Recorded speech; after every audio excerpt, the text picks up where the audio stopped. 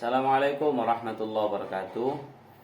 Bismillahirrahmanirrahim. Alhamdulillahirabbil alamin. Allahumma shalli wa sallim ala sayyidina Muhammad wa ala sayyidina Muhammad. Alhamdulillah pada kesempatan kali ini kami Umar Al-Faruq akan mereview dokumen panduan praktis penerapan kurikulum pembelajaran Al-Qur'an metode tilawati dalam mengerjakan UTS dari mata kuliah pengembangan kurikulum pendidikan agama Islam. Baiklah, pada kesempatan kali ini pengantar menulis mengatakan pendidikan Al-Quran merupakan pendidikan non formal yang dikembangkan oleh masyarakat baik di masjid, musola maupun di sekolah, yang berfungsi untuk mengantarkan santri dalam mempelajari Al-Quran melalui kegiatan belajar, membaca, memahami, mengamalkan Al-Quran. Buku ini ditulis dengan susunan yang praktis, dengan harapan ustadz dan ustadzah mudah memahami dan menerapkan sesuai kondisi di lapangan. Ini selanjutnya adalah pengantar direktur yang akan disampaikan oleh Dr.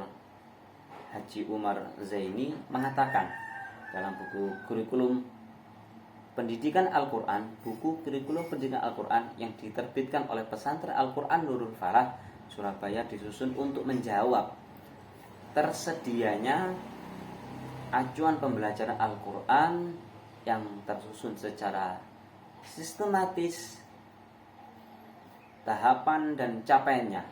Bagi ustadz-ustadzah, buku ini sangat membantu kesuksesan mengajar karena telah diberikan uraian yang sangat rinci dalam setiap tahapan. Tentu dalam buku kurikulum ini punya tujuan pendidikan dan pembelajaran Al-Quran. Tujuannya adalah satu, membantu mengembangkan potensi anak ke arah pembentukan sikap, pengetahuan dan keterampilan keagamaan berdasarkan berdasarkan tuntutan Al-Quran dan Sunnah Rasul. Yang kedua, santri dapat mengagumi dan mencintai Al-Quran sebagai bahasa istimewa, sebagai bacaan istimewa dan pedoman utama. Santri juga dapat terbiasa membaca Al-Quran dengan lancar dan fasih, serta memahami hukum-hukum bacaan berdasarkan kaidah ilmu tajwid. Yang ketiga, ini tujuannya adalah santri dapat mengerjakan sholat 5 waktu dengan tata cara yang benar dan menyadari sebagai kewajiban sehari-hari. Santri dapat menguasai hafalan sejumlah surat pendek, ayat pilihan dan doa harian. Santri juga dapat menulis huruf Arab dengan baik dan benar. Itu mengenai tujuan. Dalam kurikulum ini target pembelajaran untuk mewujudkan peserta didik nanti pasti punya target pembelajaran, yaitu harus khatam Al-Quran 30 juz dengan bacaan tartil. Yang kedua adalah memahami teori pokok-pokok ilmu tajwid.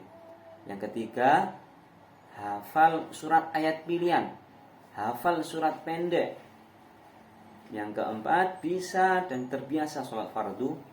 Yang kelima, hafal doa harian. Yang keenam, mampu menulis huruf Al-Quran. Dan yang terakhir, memahami dasar ilmu agama.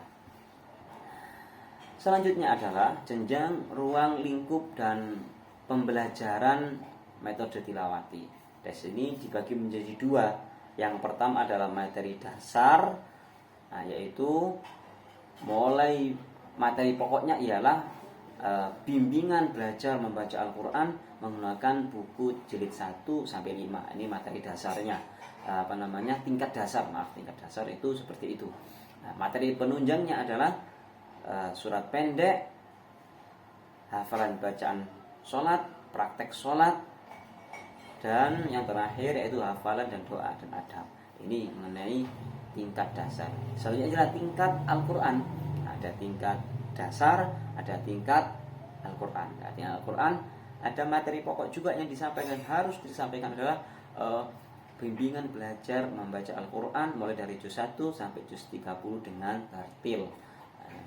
Selanjutnya adalah materi penunjang yang harus dikuasai juga adalah hafalan ayat pilihan, ilmu tajwid, tahsinul khot, amalan ibadah sholat, akidah dan akhlakul karimah. Nah, itu mengenai materi penunjang yang harus dikuasai. Nah, untuk mencapai itu maka harus membutuhkan sarana dan sumber belajar. Nah, sarana adalah sebagai komponen kurikulum yang keterkaitan dan mendukung pencapaian pembelajaran. Sarana belajar diantaranya adalah 1. Buku pegangan santri, 2. Buku tilawati, 3. Al-Quran, 4. Buku kitabati, buku materi hafalan, terus yang ke-6 buku tajwid, yang ke-7 adalah buku akhlak dan akidah Islam. Nah, ini dari sarana belajar, maka itu harus dilengkapi bagi santri.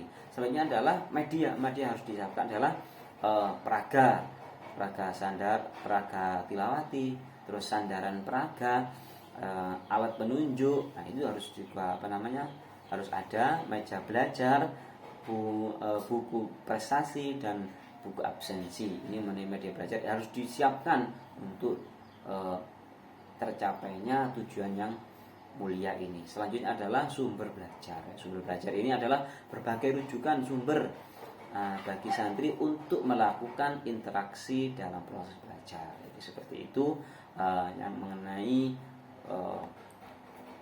buku kurikulum, penerapan kurikulum pembelajaran Al-Quran. Baiklah, ini dapat saya sampaikan. Kurang lebih maaf. Assalamualaikum warahmatullahi wabarakatuh.